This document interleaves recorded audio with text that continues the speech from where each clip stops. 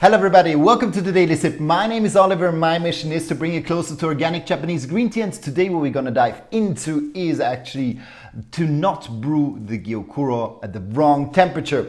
So what I will do today is to once brew the Gyokuro at its right temperature, which will be 135 Fahrenheit to 140 Fahrenheit for this one here, and once I will go up to 170 to 175 Fahrenheit.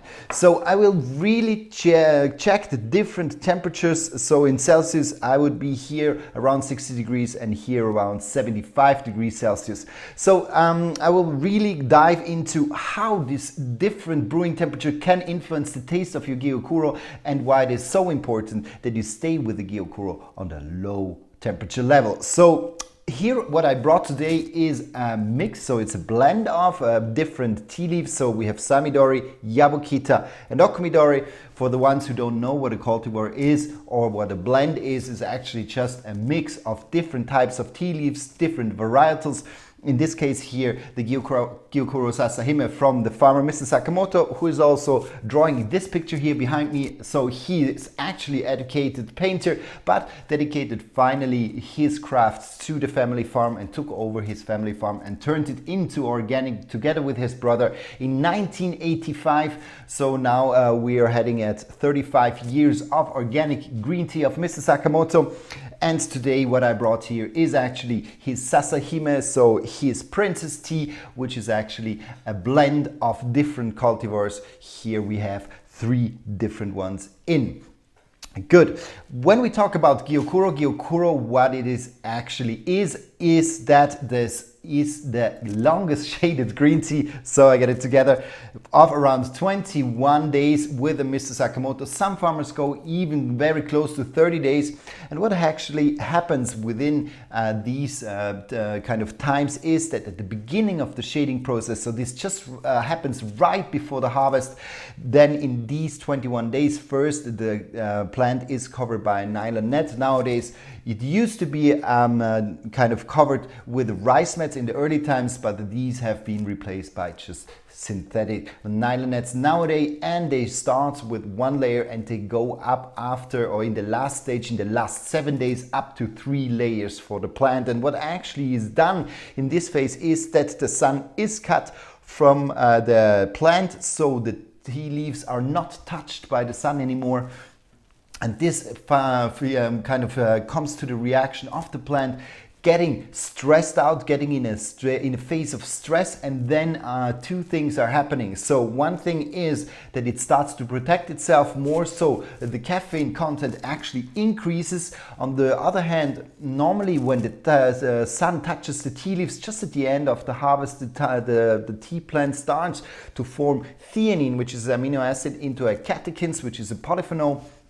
And this finally renders the tea a little bit more bitter, this process. So when you have heavily exposed green teas, kind of tea leaves to the sun, like for example in the brick fields of Shizuoka, there you can also find teas which are quite intense in its stringent taste profile. But with Gyokuro, as the sun is shaded, this process is very, very dimmed down. So it's actually a tea which is so a little bit lower in catechins, in polyphenols, in antioxidants, but it is to be said here that we talk about the difference of around 3%. But taste-wise, this here makes a huge difference, because it renders the tea much more sweeter, much more umami-like, so a little this brothy, full, kind of sweet, salty flavor profile, which is very special when you're starting into green tea. Might be something a little bit surprising for you, especially with Japanese green tea, but as soon as you enter in the world of Japanese green tea, this can be just a great territory to explore.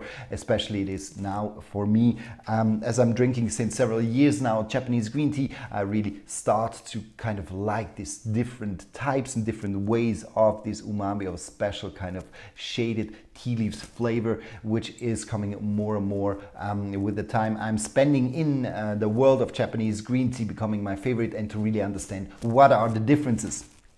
So coming back to the shading, so in the shading process, we had high caffeine, then we have less catechins, more theanine, so very theanine rich. Theanine is actually quite a great amino acid, especially when it comes to kind of a meditative state. So what is said, it is one of the only substances which is able to break through your blood-brain barrier, kind of triggering alpha brainwaves. Alpha brainwaves, you know, from meditation, we know that this actually are the waves which can bring your brain into a relaxed state. And that's why also with green tea is referred to be stress relieving or anxiety relieving, or a little bit with a slight help for getting out of a depressant or a little bit a sad or lower mood. So here then we have a very rich theanine, caffeine rich, and also nutrient rich, because what happens as well, as the plant gets stressed, then actually it starts to absorb a lot of nutrients, because it thinks it really has to protect itself. And that's why the taste and the flavor profile is full-bodied and really strong in terms of this intensive, complex flavor profile of the Gyokuro. And this is actually what you want to get out. You want to have the maximum, the best taste, really kind of this full-bodied, beautiful, developing complex taste profile, which can have several layers when you drink the one sip. And this you want to experience, and for that you want to do it, you want to brew it right. And that's why we consider, or it is said, that between 50 and 60 degrees Celsius, so we are between 130 to maybe 140, 145 Fahrenheit, there is actually the kind of the magical point of Gyokuro. When you brew it hot, you also can do it cold brew, but when you're going into a hot brewing, this is actually the temperature which is highly suggested by the farmers, and also out of my experience, what is really a great temperature to brew your tea.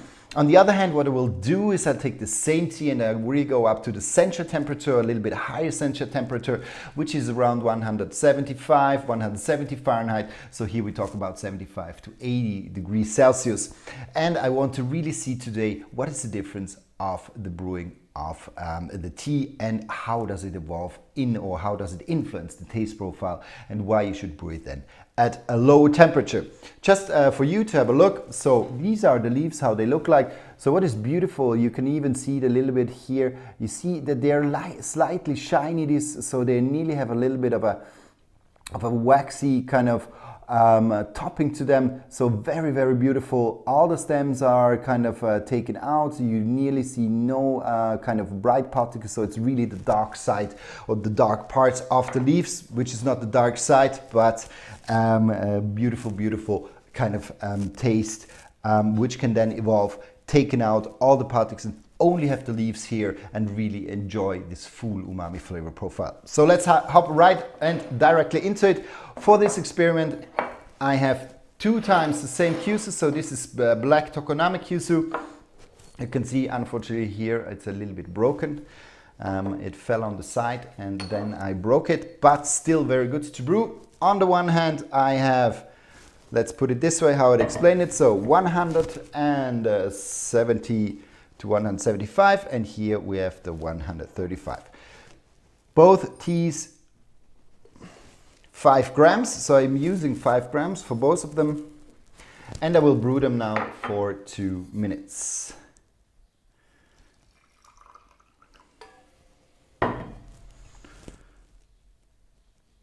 Doing the same here. Good. You can see my Swiss cross here. I got it for the anniversary of Switzerland. Good. And now let's just leave this in. 2 minutes is the perfect brewing time, so we're just gonna leave it for 2 minutes there while I'm talking a little bit more about the region where this tea is from. So we're talking about the Kyushu Island. Maybe you have heard about it. Kyushu Island is actually the southern tip, or the island which is at the southern tip, where, for example, Fukuoka is placed, or where we talk about Kumamoto, also a region which is quite famous. Then definitely we have the region of Kagoshima.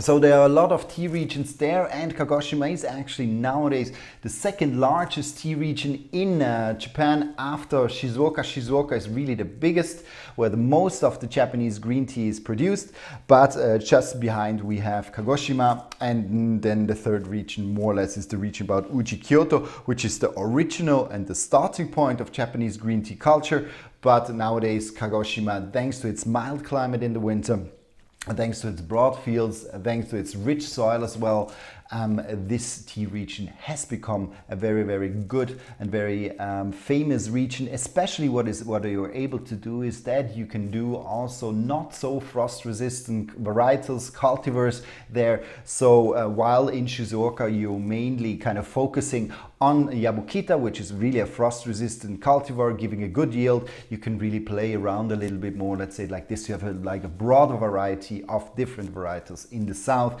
That's why I personally, I'm a big fan of the south, but then it really depends also on the farmer and his skills and how he does the tea. Good. So now already the cues is very different temperatures. Then first you take this one here, and now this one here. So you can already see it in the color of the tea. Very, very different. So you have already this effect of this tea being more, kind of a little bit more brownish, and here we really have a beautiful green. So this tea is around 1.5 years old. I just check. So here we were in January 2019, so very, very close to 1.5 years, a little bit more.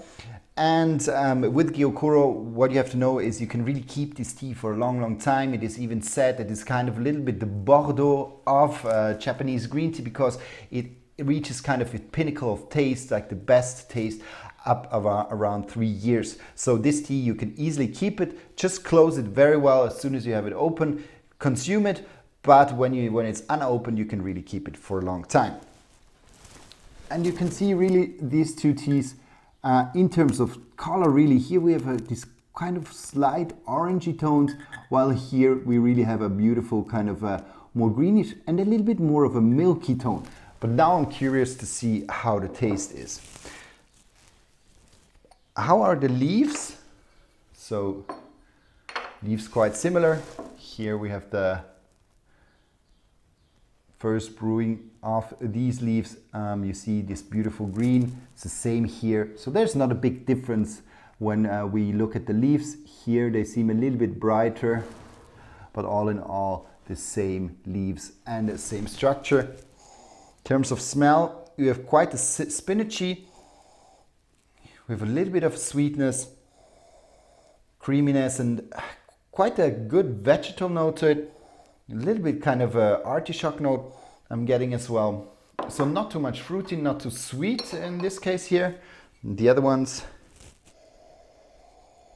here I got much more fruit, much more sweetness. So with the lower temperature already, I kind of get more sweetness, less of this veggie taste, creamy taste. I have no artichokes, but I have a little bit kind of a mango, raisin, a little bit in this direction what the leaves tell me the tea is. So now I'm curious, let's start with the hotter brewing. So here 175 Fahrenheit, 75 degrees Celsius.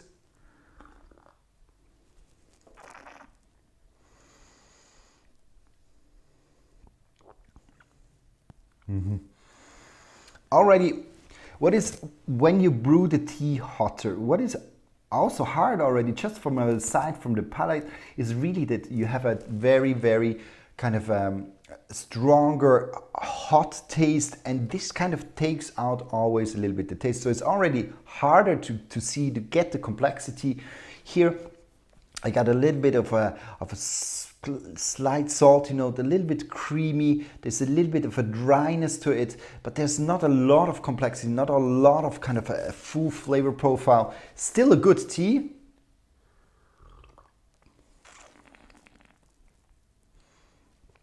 But kind of a little bit bitter, so a little bit astringent. I have a little bit of an umami, so a little bit kind of this savory, sweet flavor profile, but more on the savory side, a little sweetness. I get a little bit of greenness, a little bit of vegetal, a little bit of spinachy tones.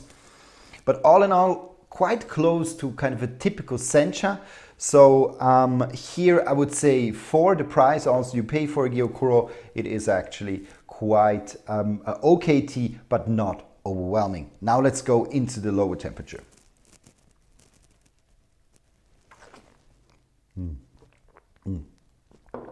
So different. It's kind of the richness and the complexity increases so much when you taste it at the right temperature. So here 140 Fahrenheit, 60 degrees Celsius.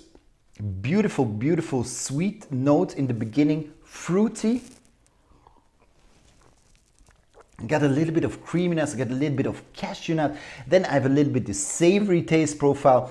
And then in the end, it really goes back to this fruity flavor profile. So same tea, same time of brewing, and in the end, just the difference in temperature is amazing how the change of complexity and flavor profile is as soon as you brew it at the right temperature. That's why it's so important that when you buy a tea kettle as well, try to look for one you can really regulate the tea. And this is just amazing how the complexity of the tea changes brewed at a different.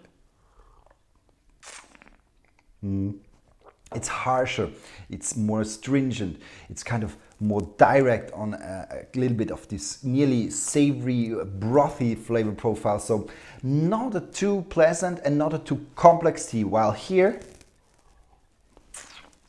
we get the smoothness, creaminess, full body, flavor profile, lingering. So very, very different just by brewing these two tea at a different temperature. So try this once at home, try it for yourself and see really how the taste changes.